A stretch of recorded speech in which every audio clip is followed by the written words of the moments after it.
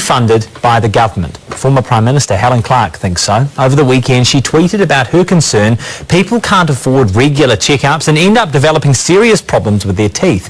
With us now is dentist Dr. Assil Russell. She's the founder of the charity Revive a Smile that helps people on low incomes with dental care. Kia ora, good morning. Kia ora, good morning. What sort of things do you see when you're running Revive a Smile? So we see really third world type problems. We're seeing rampant caries, life-threatening infections.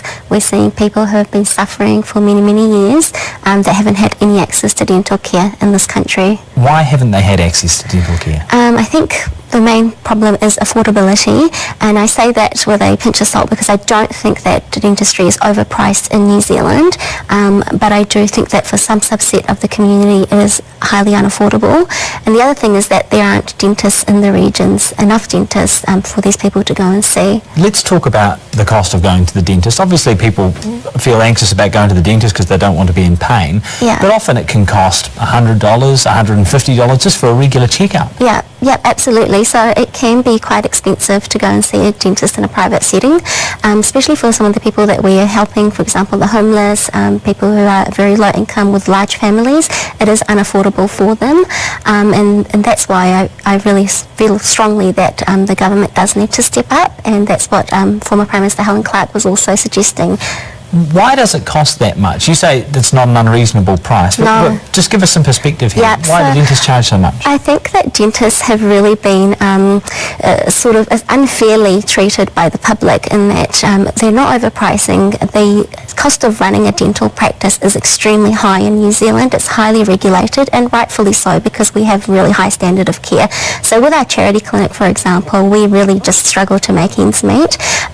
The cost of materials is high, the cost of the fees that we have to pay to dental council every year is high. So I'm not, trying to give excuses, because I'm sure there are some dentists that do, overcharge a little bit, but the vast majority I truly believe don't.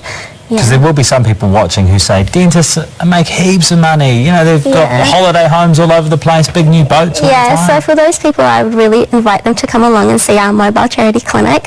Without the help of people like the Southern Cross Health Trust and the Wrigley Company Foundation, we wouldn't be able to do what we do. And it is really expensive to run a clinic in New Zealand. Let's discuss how a broadening of dental services, free dental services, might be introduced to New Zealand. What would you like to see? So personally, I believe that we are able to increase the age from 18 currently to maybe 18, 19, 20 even. That would be a really good start. The reason I say that is that a lot of young people leave home at that age. They're going to varsity, it's a change of environment, their nutrition is not so good, and that's when problems really start to occur.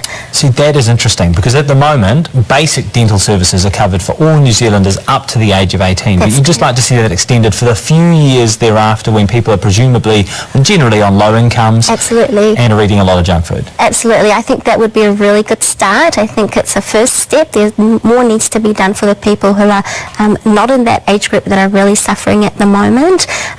There's been a lot of really good initiatives around nutrition and community water fluoridation, so a lot of preventative things, but not so much being done about access to dental care and making it more affordable to people who need it most. Would you like to see dental care become free for everyone, all New Zealanders? Of course, that's an ideal situation, but realistically I don't think that that's going to be possible.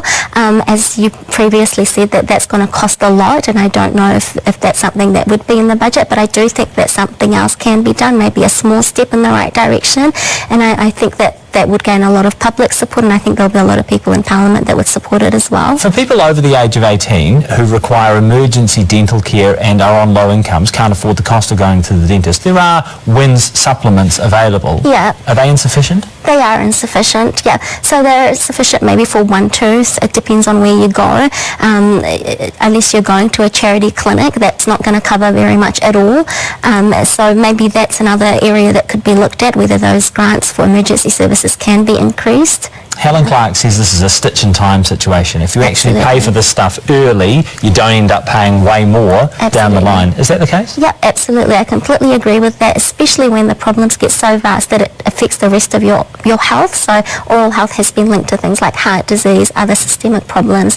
So it does take an effect on the healthcare system overall. You might be doing your clinic out of a job. Oh, I would love to be out of a job. We are so inundated. We receive hundreds of applications every day, and it's really heartbreaking. We can't keep up, and I really love that, you've got Jacinda and the Right Honourable coming on the show. I'd really love for you to, give it a good push. We'd need the media support for this. No, we'll do that. Thank you so much for your time. We really appreciate it, Assil. Thanks for having me. Dr. Assil Russell, and Assil's clinic is Revive a Smile. Yeah.